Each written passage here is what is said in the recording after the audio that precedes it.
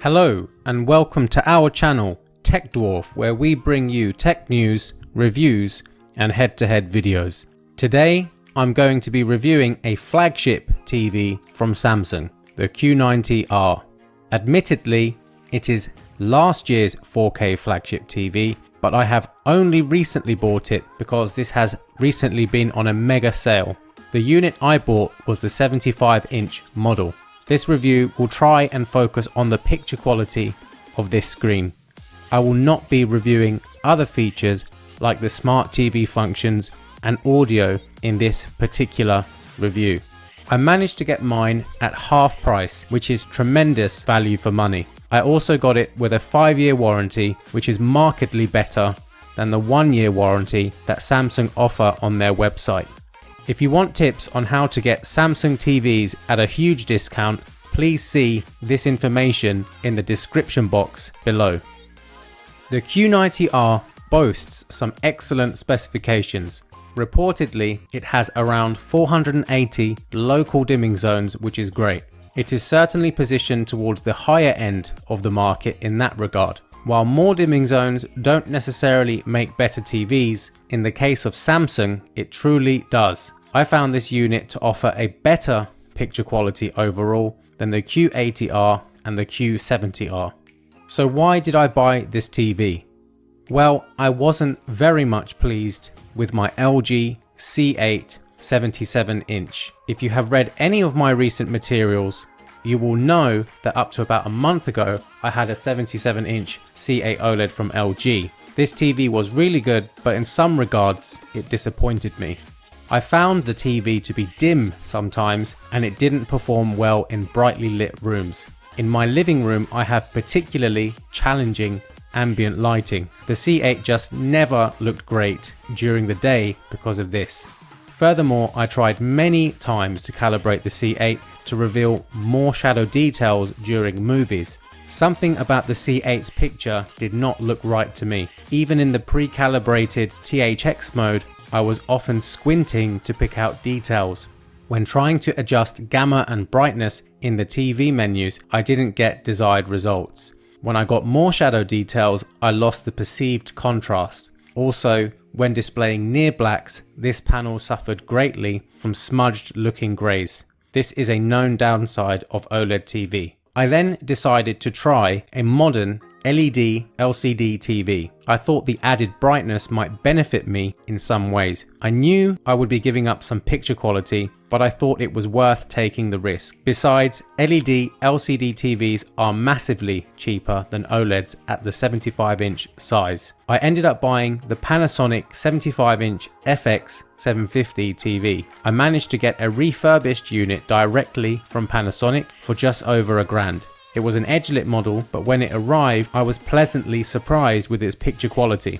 It didn't sparkle quite like an OLED, but the black levels were still really impressive, on par with plasma actually. The colors and grayscale also looked more accurate to me than my previous OLED. For example, when watching Lord of the Rings on Blu-ray, I was more impressed with the picture compared to my previous TV.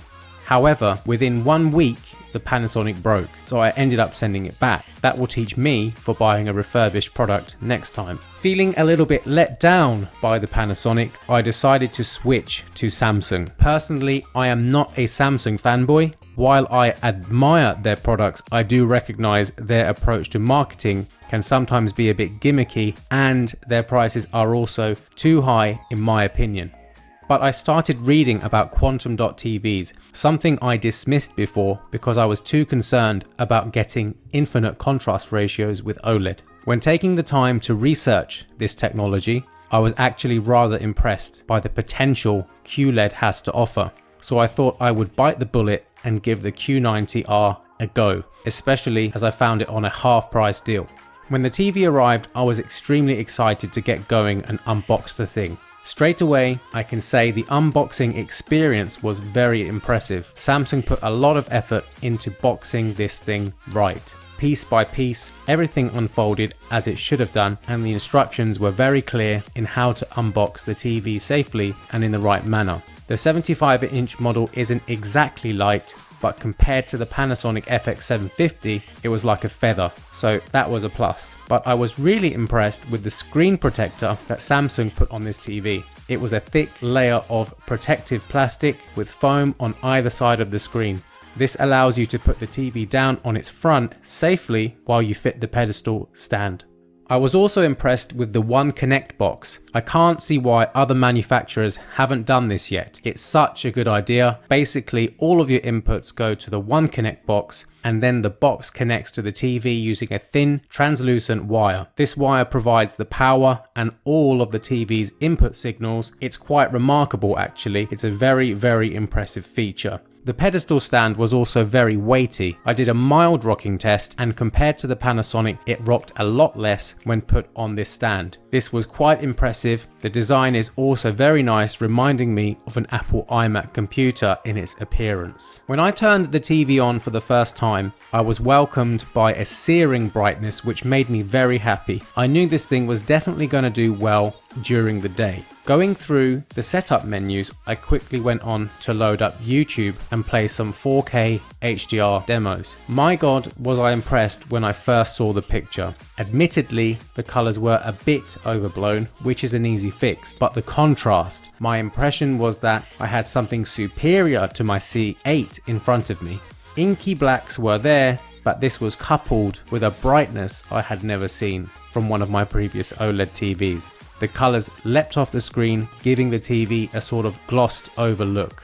Eventually, I entered the movie mode of the TV, which presented much more natural looking colors. Even in this mode, while the colors were muted somewhat more, it was still something to behold. A completely different experience to OLED. What's more, the shadow details seem to be there, something I had been longing for a long, long time indeed.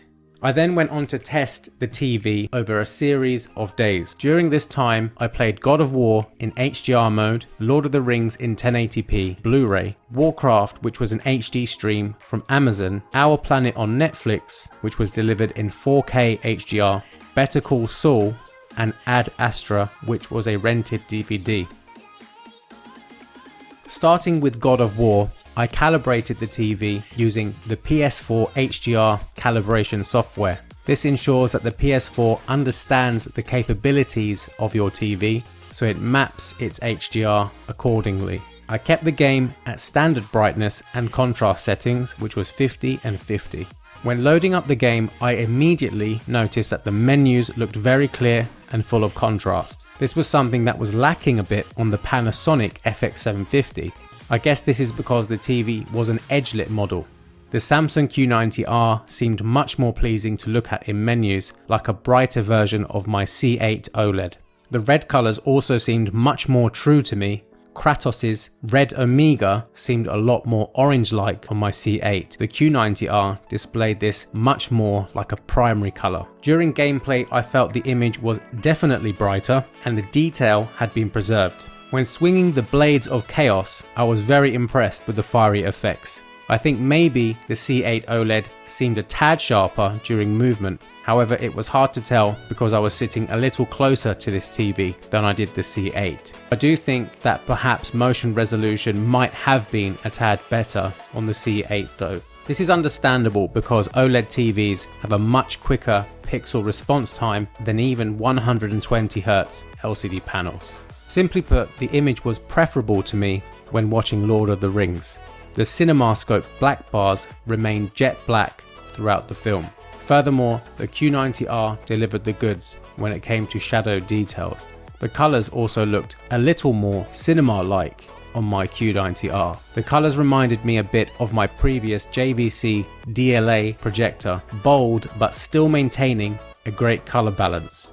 The C8's colours never really impressed me in this movie before. Warcraft, again a standard dynamic range movie, was also presented extremely well on the Q90r. The complexities of the various greens and reds in the movie were apparent to me immediately. While I wasn't 100% pleased with the story itself, I was hooked because of the lovely images I was seeing on the screen. Even though it was a streamed movie, I didn't notice many compression artifacts and the frame rate seemed smooth. In the movie mode, motion interpolation does not default to off, which I found strange. I turned off all motion processing and I noticed the movie did look a tad more juddery. However, turning the motion processing back on, I didn't notice too much damage to the picture quality actually. There wasn't any soap opera effect and the film retained its movie-like appearance. I really enjoyed watching this movie on the Q90R. I was blown away when watching Our Planet on the Q90R. Never before had I seen the various shades of green in the foliage. When watching the cheetah run around the African savanna, I was severely impressed with the colour and detail in the fur. I had seen these images on the C8 OLED before, and again what stood out to me was the difference in colour and the brightness. The C8 had a sharper looking image in general. The C8 OLED was very good at keeping the image looking tight and held together, whereas on the Q90R images looked a bit more soft and hazy. Overall, it was a sharp image and I'd take this picture over the C8 because of the improvements in color and brightness. Again, much like the Our Planet test, Better Call Saul was presented beautifully. More shadow detail, brighter, fantastic contrast, and great colors. I watched the episode Bagman. In this episode, the Albuquerque desert looked stunning. The stark blue sky against the detailed desert floor was really amazing. Every crack in every stone could be seen. My final test was the 2019 movie Ad Astra starring Brad Pitt. I watched this movie in DVD because I wanted to test how well the TV upscaled standard definition content to a 4K resolution and 75-inch screen size. I was quite impressed. I wasn't expecting fantastic results because of the size of the TV, but the image was passable. It was certainly better than some HD video content I've seen on Netflix. The Samsung showed the movie's strong dynamics, and I was particularly impressed when watching the scenes on the moon. The scene with the buggy chase was very enjoyable indeed. The blackness of space was very convincing, and the contrast between this and the whites of the moon was staggering. Despite being a DVD, the small craters on the moon's surface were very visible. The Samsung captured all of the details in the whites without any visible clipping. Sometimes when looking at the night sky, you could tell that the TV was out of dimming zones. Outer space was still convincingly black, but it was probably a few shades brighter than an OLED. I was still very happy with this. I never thought I'd see an LCD panel comfortably perform better than a plasma TV, but fortunately I have now. A great thing about this TV was when watching any of the movies mentioned, the black bars remained black. If the TV did not meet this requirement, I promise you I would have sent it back by now. The fact I have tested all of these movies and I've decided to keep it tells me something. I'm usually very fussy when it comes to my main viewing TV, so for me I know this TV has scored highly. Is it better than an OLED? I have viewed several OLED TVs over the past few years, those being a 2016 LG curved model, the LG C8, a Philips 803 and a Philips 754 in my personal space. In my opinion, the Samsung Q90r is better than these TVs in several areas. Of course, it won't be as good as an OLED when it comes to blacks. The detail and sharpness from an OLED screen is also superior. My OLED TVs look a bit tighter and more controlled than this Q90r, but it doesn't bother me one bit. The benefits of brightness, color, and shadow detail are more important to me. Not once have I thought black levels weren't black enough. Next time you go outside at night, look up at the night sky and tell me that it's jet black. It isn't. Any OLED TV that portrays the night sky in this way is just faking it. Don't get sucked into this dream, because the truth is that many OLED TVs I've seen, even in pre-calibrated modes, are crushing blacks like crazy. The current models from Philips, on the other hand, are a lot better, to be honest. They are able to produce more brightness, color accuracy, and shadow detail than any other LG OLED I've tested. Back to the Q90r. I have decided to keep it because I'm happy with the picture and I can watch it during any time of the day. For me, it was a lot more versatile than an OLED TV. a bit like a VW Golf. It is good in multiple areas, whereas my OLED TVs before were excellent in a few areas and inferior in many others. This all depends on your personal viewing conditions and preferences, to be honest. Finally, the price. At the original retail price, which was around 5 grand, I would not recommend this TV. Simply put, it's far too much money. Neither would I recommend a 77-inch OLED.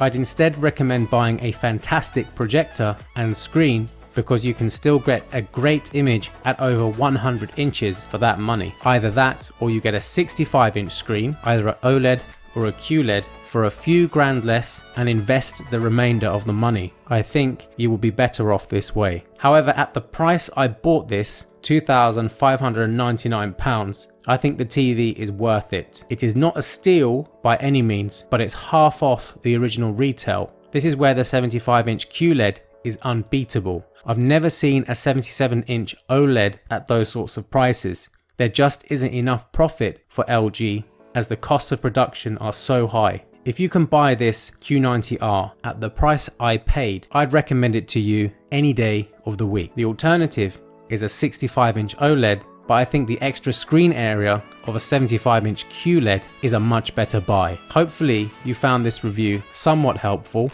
This channel is new and we need some help from our viewers. Please like and subscribe if you can. We will have more news, reviews, and head-to-head videos in the future. Please stay tuned and we will see you in the next video.